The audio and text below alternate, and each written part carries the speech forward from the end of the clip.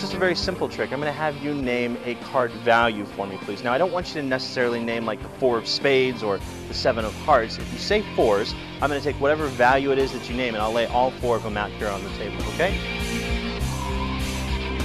That's the club, that's the heart, that's the spade, and that's the diamond, okay? Greg, if you don't mind helping me here. Max has made a decision on the jacks. I'd like you to name any suit that you'd like. Okay. Clubs. Clubs. That's these ones right here. Is there any reason that you left the club on the table? I mean, I'm not questioning your decision. I was just curious as to why you would have left that there.